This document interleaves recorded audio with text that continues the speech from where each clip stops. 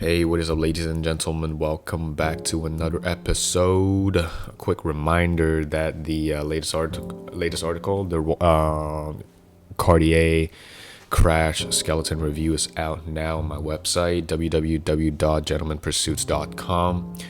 Go check it out, and also you don't want to miss the previous one, which is the Rising of Seiko, where I talk a little about Seiko's history and how they went from being a small local brand to an international sensation.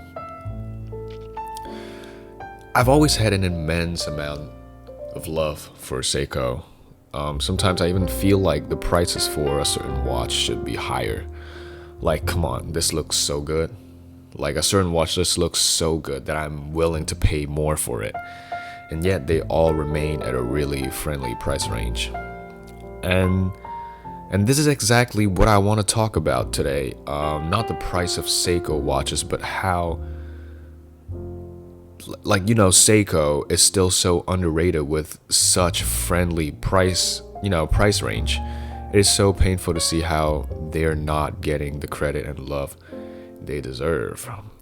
I can think of, on top of my head, I can think of like two reasons why I think Seiko should be more popular.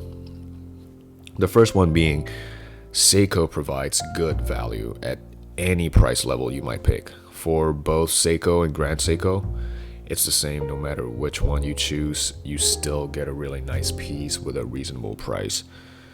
Of course, Grand Seiko is more expensive than Seiko, but I'm saying that let's take the Seiko Alpinist as an example. Personally, one of my favorite from Seiko. Green dial, great design overall, a really classy dress watch, not too big, not too big, not too thick for your wrist, which you can acquire it for around $350 to $400 Canadian dollars if you dig deep enough. And let me remind you this watch contains a 6R15 movement from Seiko, which is considered an upper mid-range movement.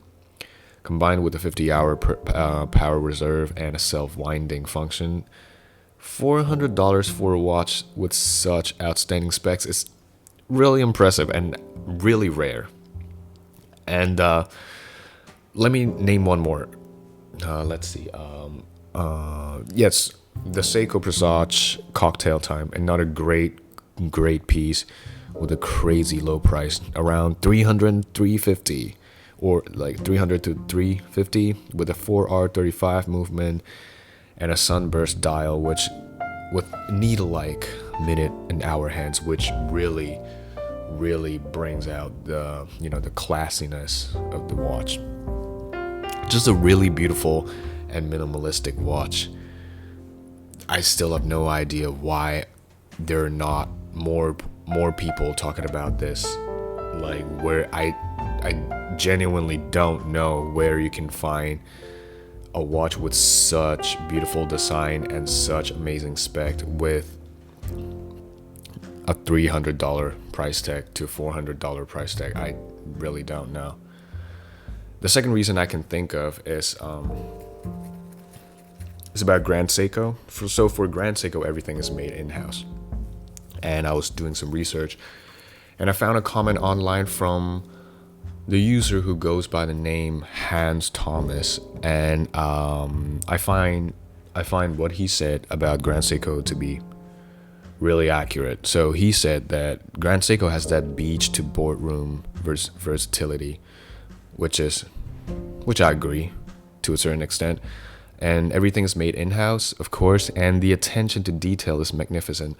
And he said that because most of the time Grand Seiko sets Seiko on the dial, that made the brand the ultimate under the radar watch.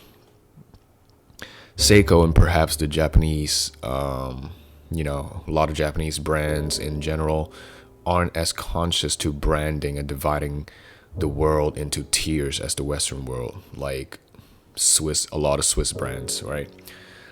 I actually couldn't agree more, and in my opinion, when people buy a Seiko, most of the time they actually appreciate the craft of the watch and the actual aesthetic of the watch instead of buying for the brand name, like how most people shop for Rolex watches. Because as most of you may have noticed already, a lot of the Rolex owners are so-called posers, where they don't really care about the specs, they don't really know much about watches, they just want the name Rolex on their wrist as a status symbol. I don't blame them, to be honest. It's just like wearing a Tom Brown suit, a Tom Ford suit, right? It's a name that counts. Of course, there's quality, associated with the brand name, but most importantly is that, you want people to know that you're wearing this, you're wearing that, you're wearing a big name, right? But the point is, the reason that made Seiko so underrated is because they didn't put too much thought into shaping the Grand Seiko and Seiko brand, right? They don't really care. They don't really care. All they want to, their focus is on making high quality watch for everyone. And if you like it, you'll buy it. If you are an actual fan of Seiko or watches, right, you'll buy it. If not, then whatever, right? They'll convince someone else. And this is what makes Seiko so underrated, because they don't really put much thought into marketing like a lot of the Western brands. And also that's what made Seiko genuine, right? Keeping it real since 1881.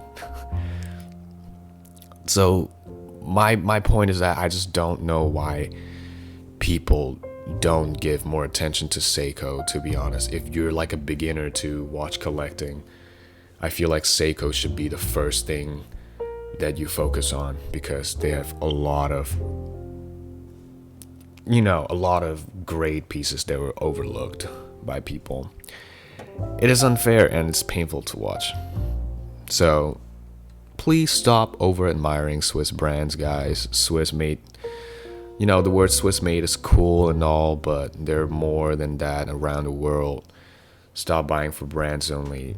Learn to appreciate real value. Come on, guys. You can do better than that, right? And that's why you're here, to learn more about watches. Stop just looking for brand names, because that's what we do in Gentleman Pursuits. Learn to appreciate the value in everything. Hey guys, thank you so much for listening to the latest episode of the podcast. Make sure you hit that subscribe or follow button in front of you. I'm not sure if you're listening this on Spotify or Anchor, but either way, make sure you're following me on every social media platform, on Twitter, LinkedIn, Instagram, Facebook, Anchor, Spotify, everything. Just make sure you're following me. You'll get the latest news on articles, uploads, podcasts, new news, all kind of posts on watches and whiskeys. If you're not, you're missing out. So yeah, make sure you're following us. And until next Sunday, have a great week, guys. Stay safe. I'll see you guys.